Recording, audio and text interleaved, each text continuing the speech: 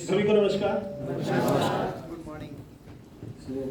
सबसे पहले तो आप लोगों का हार्दिक स्वागत, हार्दिक अभिनंदन। और शूलनी की इन हसीन वादियों में, हिमाचल की इन हसीन वादियों में। And so first of all let me check कि how many of we are comfortable in Hindi. Hindi ज़्यादा पसंद कर रहे हैं। हाँ? और कोई ऐसे हैं जिन्हें हिंदी बिल्कुल समझ नहीं आती या कम समझ आती है? उनको ये बात भी समझ नहीं आएगी।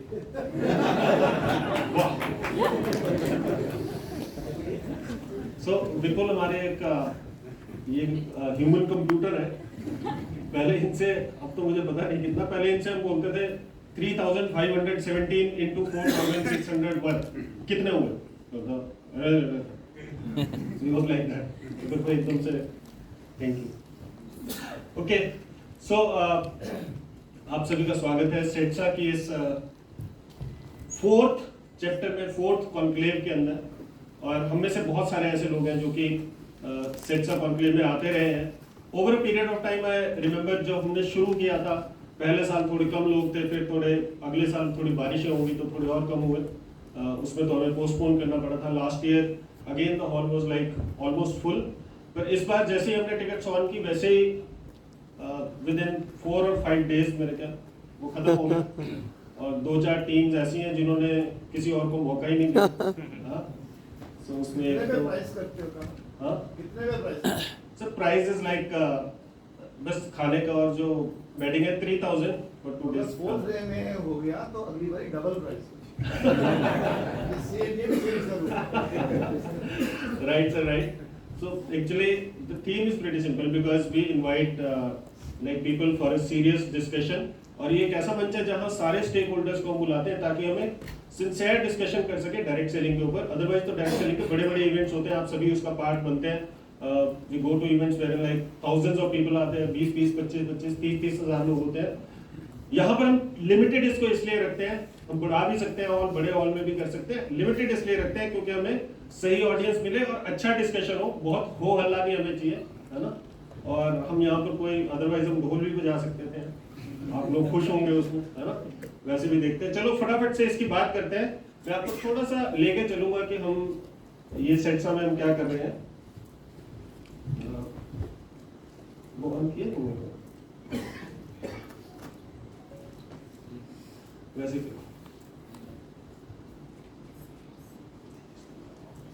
आगे कर दो स्लाइड, नेक्स्ट स्लाइड,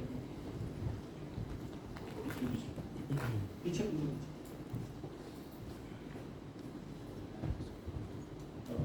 चल रहा है क्या?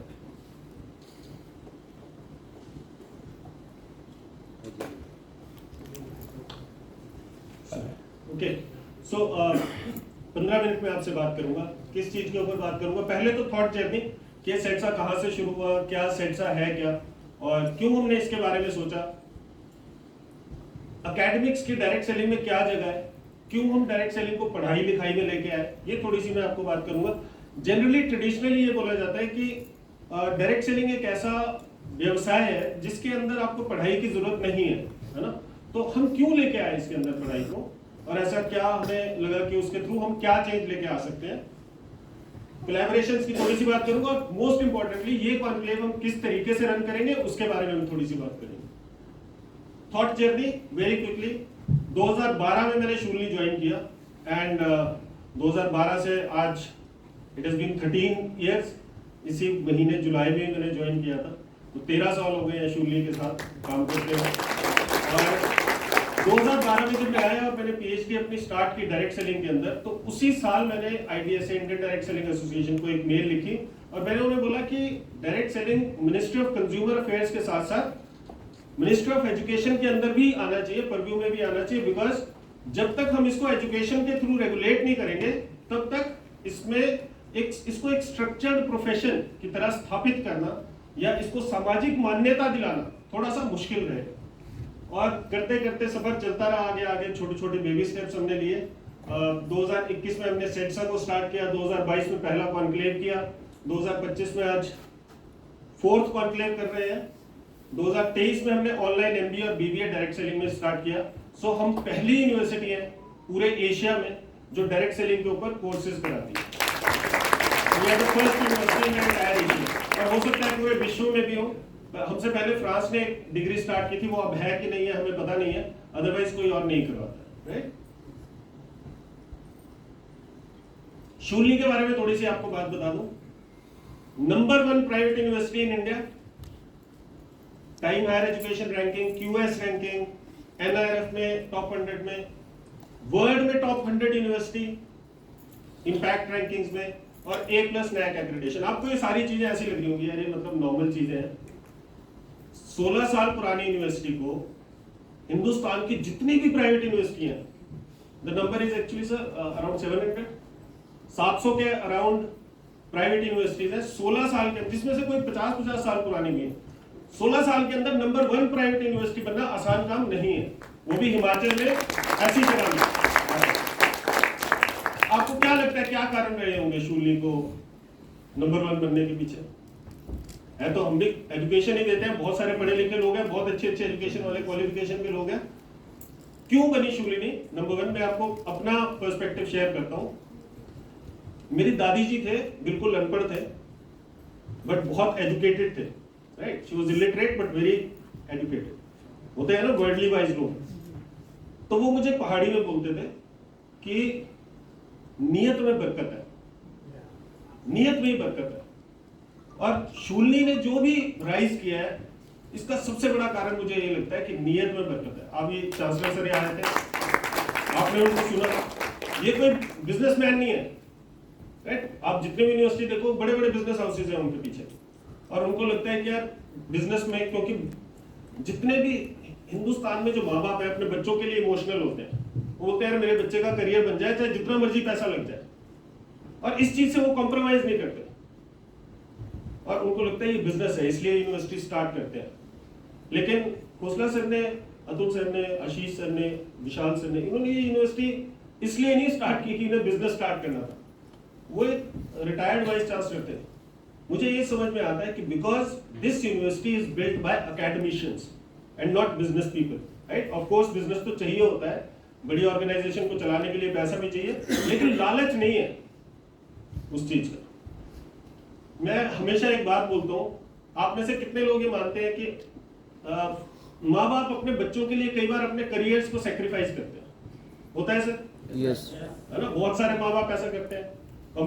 हम चंडीगढ़ मूव किए सोलन से, बच्चों के लिए किए, सभी लोग करते हैं। यहाँ थोड़ा सा उल्टा है, यहाँ पर बच्चों ने अपने बड़े हाई फ्लाइंग करियर सेक्रीफाइस करके अपने फादर की ड्रीम के लिए यहाँ पर आ गए। सर ने आपको बताया, आपको शायद इन चीजों की ना गहराई समझ में तब तक नहीं आती जब तक कोई तीसरा आदमी ना बताए। अतुल सर ने बताया स्विट्जरलैंड में इतनी बड़ी कंपनी थी इनकी, अपनी कंपनी चलाते थे। स्विट्जरलैंड तो लोग घूमने के लिए तरसते हैं, ये वहां पर अपना बढ़िया करियर था इनका। वो सारी कंपनी वाइंड अप करके ही came back to India, Himachal में आए अपने फादर के सपने को साकार करने के लिए, उनके साथ चलने के लिए। और मैं आपको बता सकता हूं कि अगर अतुल सर, आशीष सर भी अबू धाबी में सारा बिजनेस, जो इनके बड़े बेटे हैं, कल उनसे आपको भी मिलाएंगे, वो अबू धाबी में अपना सारा बिजनेस छोड़ के यहाँ पर आ गए और शूलिनी को ग्रो करने में हेल्प करते हैं। तो ये नियत लेके अगर कोई काम करेगा तो वो तो ग्रो करेगी कि नहीं करेगी? करेगी ना, राइट। तो मैं चाहता हूँ जोरदार तालियां पहले सर के लिए,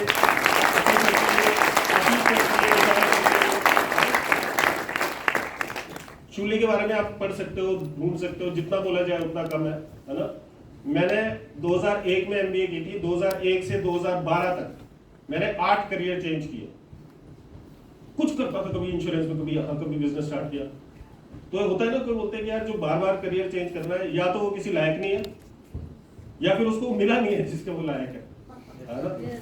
तो मेरे घर वालों ने भी बोलना शुरू कर दिया था कि जी ये कुछ नहीं है ना, कुछ नहीं करता। ये बोलते थे क्या करता है आपका? बोलते कुछ नहीं करता जी, टाइम पास कर। लेकिन शूलिनी में 13 साल से हूँ तो जो 8 करियर चेंज किए तो 13 साल से लगातार चल रहे हैं। क्यों चल रहे हैं? क्योंकि समझ में आता है कि अच्छी नीयत के साथ काम कर रहे हैं, अच्छी नीयत के लोग, हमारी भी अच्छी नीयत से हम काम करते हैं। सेठ साहब भी जो डायरेक्ट सेलिंग में एजुकेशन भी हम लेके आ पाए, हम कोई नहीं है करने वाले। बोलते हैं जी कमल ने एजुकेशन स्टार्ट की, मैंने नहीं की। भगवान ने जब भी कोई अच्छा काम करवाना होता है उसको किसी ना किसी आदमी के थ्रू करवाना होता है। इस नेक काम के लिए भगवान ने मुझे चुना, इसके लिए मैं हमेशा ग्रेटफुल रहता हूँ भगवान का, धन्यवाद। हमारा विजन है डायरेक्ट सेलिंग में हम कितने लोग पैशनेट हैं डायरेक्ट सेलिंग के लिए? यस और यस और यस और यस यस हम भी कभी डायरेक्ट सेलिंग क्योंकि सास भी कभी होगी। ओके, सो पैशनेट हम हैं, लेकिन पैसा कितने लोग कमाते हैं? अगर डायरेक्ट सेलिंग में देखो पैशनेट कितने लोग पैशनेट हैं? सारे पैशनेट हैं। और पैसा कितने लोग कमाते हैं? आप रिसर्च देखोगे तो 1000 में से 1 आदमी पैसा कमाता है जो डायरेक्ट सेलिंग में आता है। ये रिसर्च है, झूठ नहीं है ना। कई बार लोग बोलते हैं जी आप नेगेटिव बात करते, नेगेटिव नहीं है।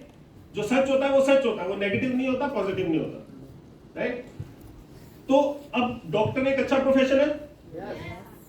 कितने डॉक्टर पैसा कमाते हैं? 1000 में से या 1000 में से 900? कितने डॉक्टर्स पैसा कमाते हैं? सारे कमाते हैं, सारे कमाते हैं। क्यों कमाते हैं? Because it is an established profession. Direct selling में लोग पैसा क्यों नहीं कमाते? क्योंकि it is still in passion stage. वो अभी प्रोफेशन तक पहुंचा नहीं है। प्रोफेशन तक पहुंचती कैसे है चीज? पहले वैद्य होते थे, हकीम होते थे, उसके बाद क्या हुआ? उनमें से कई नकली हकीम भी आ गए। नीम हकीम बोलते थे ना, नकली वैद्य आ गए। उन्होंने बोला यार दवाइयां देना ठीक है, काम पैसा आ जाता है, नकली बन गए। फिर किसी के समझ में आया कि यार इस प्रोफेशन को अगर हम रेगुलेट करेंगे, अगर स्ट्रक्चर करेंगे और इसको पढ़ाई के थ्रू लेके जाएंगे तो हम जो एमबीबीएस बना सकते हैं, क्वालिफाइड डॉक्टर्स, प्रोफेशनल डॉक्टर्स निकाल सकते हैं। किसी की समझ में आया? एमबीबीएस बनी, आज डॉक्टर्स पैसा कमाते हैं। आज नीट के टेस्ट के लिए करोड़ों आवेदन आते हैं, राइट? वैसे इंजीनियरिंग में, वैसे लॉ में डायरेक्ट सेलिंग को प्रोफेशन बनाने के लिए क्या करना पड़ेगा? वैसे ही इसको प्रोसेस से निकालना पड़ेगा। हमें भी एक स्ट्रक्चर्ड एजुकेशन के थ्रू डायरेक्ट सेलिंग को जब हम लेके जाएंगे, डायरेक्ट सेलिंग पैशन से प्रोफेशन की तरफ बढ़ेगा। हम डायरेक्ट सेलिंग को एक डिग्निफाइड प्रोफेशन बनाना चाहते हैं। डिग्निफाइड का मतलब क्या है? जहां पर पिता बोले, गर्व से बोले कि मेरा बेटा डायरेक्ट सेलर है, जो आज नहीं बोलता है। जब मैंने सर एमबीए की बात करें, जब मैंने एमबीए स्टार्ट किया था ना, तो मेरे पापा को ऐसा लगता था कि यार मतलब पता नहीं इसने क्या कर दिया। क्यों लगता था? 10th में मैंने टॉप किया अपने स्कूल में। सारे रिश्तेदार बोलते थे हमारे घर का चिराग, सारे रिश्तेदार कि ये करेगा सर आपका बच्चा कुछ। और फिर मैंने क्या किया? मैंने एमबीए स्टार्ट कर दिया। तो फिर जो मेरे सारे परिवार थे, पापा से पूछते क्या करता है, बोलते पूछो मत क्या करता है। मतलब ही वाज सो, इतना उनको बुरा लगता था कि यार मेरा बेटा इतना अच्छा था, ये क्या करने लग गया। तो अब उस प्रोफेशन को हमने कहां पर, अभी बहुत सारी चीजें इंप्रूव हो गई हैं। अब डायरेक्ट सेलिंग एक अलग जगह पे पहुंचा है। आप बाहर जाओगे ना, जापान में, कोरिया में, हर तीसरा आदमी डायरेक्ट सेलर है। हिंदुस्तान से 7 गुना छोटा होने के बावजूद वहां पर हमसे 5-5 गुना सेल करते हैं लोग।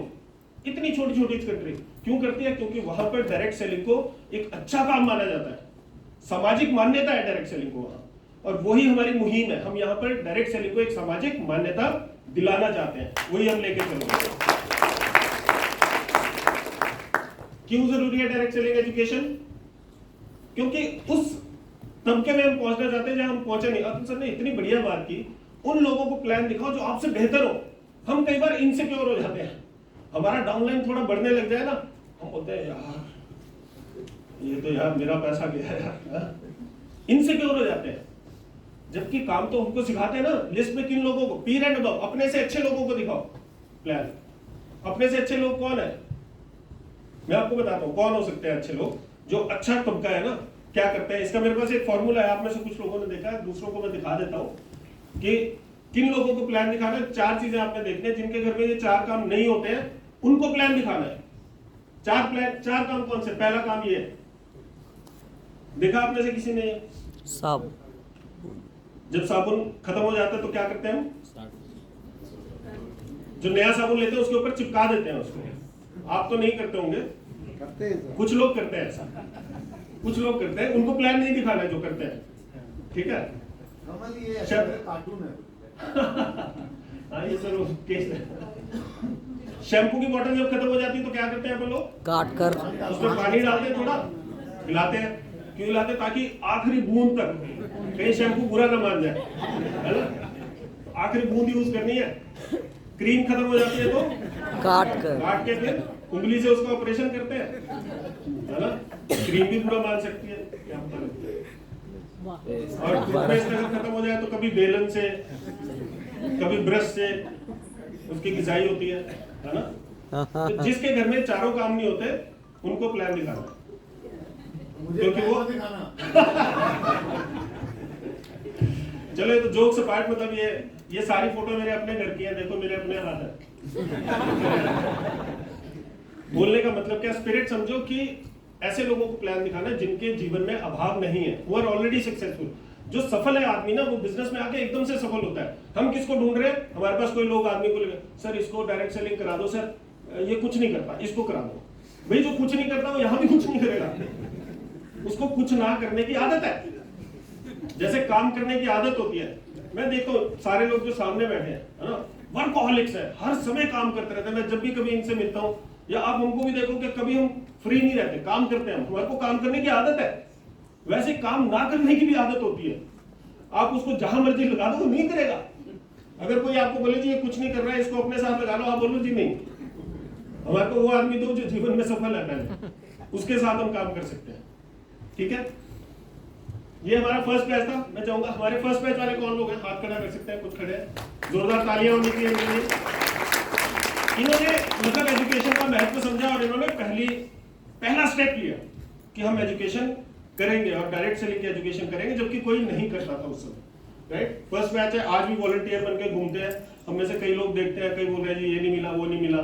तो मैं बोल रहा हूँ ये भैया बच्चे हैं, ये कोई होटल के कोई वो नहीं है, वॉलंटियर्स है।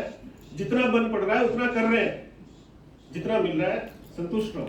हम एक एजुकेशनल टूर पे है, आप लोगों को मेरी ये हम्बल रिक्वेस्ट है, we are not on a luxury tour, educational tour पे है। यूनिवर्सिटीज है, अपने लिमिटेशंस होती है, लिमिटेशंस के अंदर जो बेस्ट पॉसिबल है वो हम कर रहे हैं। ठीक है, okay. Learning from the masters, top achievers हैं सारे लोग, इन्हीं सबसे हमने लेक्चर्स दिलवाए हैं। दीपक जी यहाँ पर दिख रहे हैं आपको, हर्षवर्धन जी, रजत जी, यहाँ पर भी कुणाल जी बैठे हैं, इन्होंने भी लेक्चर लिया है। बहुत सारे लोग यहाँ बैठे हैं जिन्होंने, दीपक जी तो बहुत बार इज बीन काइंड इनफ करते रहते हैं, राजेश जी को भी कभी बुलाएंगे। हम एमबीए और बीबीए ऑफर करते हैं ऑनलाइन मोड में, ताकि डायरेक्ट सेलर घर से उसको पढ़ सके। आपको हमारी टीम रीच आउट करेगी, बुरा मत मानना, अगर नहीं करना है तो मना कर देना, है ना, लेकिन कॉल जरूर हम एक बार करेंगे, बिकॉज सर ने बोला सेल तो हमने करनी है भैया। अगर हमने एक इनिशिएटिव लिया है तो उसको चलाने के लिए मुझे लोग चाहिए। राइट, यूनिवर्सिटी तो कुछ ना कुछ कोर्सेज वो बिना डायरेक्ट सेलिंग के भी चल रही थी और आगे भी चलती रहेगी। अगर हमने उनको प्रॉफिटेबिलिटी नहीं दी तो फिर हम कैसे इस मिशन को आगे लेके चल सकते हैं। तो आपका सपोर्ट चाहिए मुझे इन कोर्सेज को चलाने के लिए। राइट, ऑनलाइन होते हैं, घर से आप कर सकते हैं, बहुत नॉमिनल फीस होती है। हमारी जो नॉर्मल एमबीए होती है यहाँ पर 15-16 लाख रुपए में होती है, जो यहाँ आके पढ़ते हैं लोग, और ये 75,000 में आपको घर बैठे हो जाएगी। राइट, बीबीए भी करनी क्यों है, क्योंकि क्रेडिबिलिटी है ना। मैं हमेशा एक बात बोलता हूं कि भीमराव अंबेडकर का मेरे को स्टेटमेंट याद आता है। उन्होंने बोला शिक्षा वो शेरनी का दूध है, जो भी पीता है वो दहाड़ता है। तो अगर आप डायरेक्ट सेलिंग की शिक्षा ले लोगे, आपके साथ कोई बात नहीं कर सकता कि डायरेक्ट सेलिंग लीगल है या इलीगल है या ऐसा है या वैसा है या मल्टी लेयर है, कुछ भी है। When you have the right knowledge तो आपका सेल्फ कॉन्फिडेंस, सेल्फ इमेज आपकी बढ़ जाती है ना, क्रेडिबिलिटी बढ़ जाती है। ड्रीम मेरा सिंपल है, डायरेक्ट सेलिंग में एक दिन एनविजन करता हूं कि हिंदुस्तान की 50 यूनिवर्सिटीज में, 100 यूनिवर्सिटीज में पढ़ाया जा रहा हूं, और वो दिन आएगा एक दिन। हम ये लेके चलते हैं कि एक बच्चा जिसने जैसे बीटेक चूज करता है, एमबीबीएस चूज करता है, वैसे एक बच्चा 10th 11th में बोलेगा सर मैंने डायरेक्ट सेलिंग की पढ़ाई चूज करनी है, मैं I want to be direct seller. और मैं वो दिन देखता हूं जिस दिन डायरेक्ट सेलिंग एक प्रोफेशन की तरह एस्टेब्लिश कर सकेगा अपने। बहुत सारे अच्छे पॉजिटिव चीजें हुई हैं, साइंटिफिक पोस्टर प्रेजेंटेशन हुई फ्रेंड्स मीट में। इस बार सुरेंद्र बस जी है नहीं, विशाल यहाँ पर है, लेकिन ये पहल हमने की थी साइंटिफिक पोस्टर प्रेजेंटेशन। डॉक्टर गोपालन इसके अंदर है, स्वाति इसके अंदर है। कॉन्क्लेव हमने 3 की। फर्स्ट कॉन्क्लेव में तो पता नहीं था क्या होगा, लेकिन बहुत अच्छे आगे गए। और हमने गोल्डन रुद्राक्ष अवार्ड्स की स्थापना की। जो अवार्ड्स हम उन लोगों को देते हैं जो अपने लिए काम नहीं कर रहे, इंडस्ट्री के लिए काम कर रहे हैं, अपने से हटके, इनको हम गोल्डन रुद्राक्ष अवार्ड देते हैं। फर्स्ट गोल्डन रुद्राक्ष अवार्ड हमने 5 लोगों को दिए थे। सुरेंद्र बस जी हैं, रजत बनर्जी जी, दीपक बजाज जी, समीर मोदी जी और हेम पांडे जी को हमने दिया था। उसके बाद सेकंड में विवेक कटोच जी, राजीव गुप्ता जी, टीसी छावड़ा जी और सुरेखा भार्गव मैम को दिया था। और लास्ट ईयर हमने वासु पलैया सर को दिया था। वासु पलैया सर को जानते हैं कोई आप? और जाकिर हुसैन जी को दिया था, हर्षवर्धन जैन जी को दिया था। तो पिछले भी हमारे बीच में 2 गोल्डन रुद्राक्ष अवार्ड विनर्स है। तो मैं चाहूंगा एक बार अगर सर आप खड़े होंगे, राजीव जी और दीपक जी, जानते हैं आप इंडस्ट्री के लिए किया इन्होंने तो इस बार मैं आपको 3 नए लोगों से मिलाएंगे जिनको हम गोल्डन रुद्राक्ष अवार्ड दे रहे हैं, लेकिन बाद में मिलाएंगे, वो कल मिलाएंगे, है ना। ग्रेटिट्यूड टाइम, बहुत धन्यवादी हूं मैं। सबसे पहले तो यूनिवर्सिटी का धन्यवादी हूं जिन्होंने, सर ने तो कंसल्टेंसी में काम किया था, इन्होंने बहुत सारे कंट्रोवर्सीज देखी थी डायरेक्ट सेलिंग के आसपास, उसके बावजूद इन्होंने हरी झंडी दी कि भैया कर, तू डायरेक्ट सेलिंग का कोर्स कर दे स्टार्ट, कोई बात नहीं, देख लेंगे। रिस्क टेकर है सर ने, जो जितनी बातें यहाँ से बोलते हैं ना सर, जो स्टोरी थी वो सारी जीते हैं। रिस्क टेकिंग, आप बताओ कौन सी यूनिवर्सिटी डायरेक्ट सेलिंग को 2012 में कौन सी यूनिवर्सिटी डायरेक्ट सेलिंग को के कोर्स स्टार्ट करती? बताओ, करती कोई भी नहीं करती। डायरेक्ट सेलिंग बड़े बुरे दौर से गुजर रहा था उस समय, सर ने बोला करते हैं यार, चल कोई बात नहीं, कर लेंगे, राइट। और कभी भी मना नहीं किया हमने। सेंटर ऑफ एक्सीलेंस बोला, एमबीए ऑनलाइन बोला, जो भी हमने बोला डायरेक्ट सेलिंग के अराउंड, सर ने बोला आपको पता है 3000 रुपए में तो कहीं कमरा भी नहीं मिलता है ना। तो ये पूरा अरेंजमेंट करना अदरवाइज इतना आसान नहीं है ना, मुश्किल है। और खासकर जो बच्चों को मैनेज करने के लिए, कोई हम यहाँ पर वैसे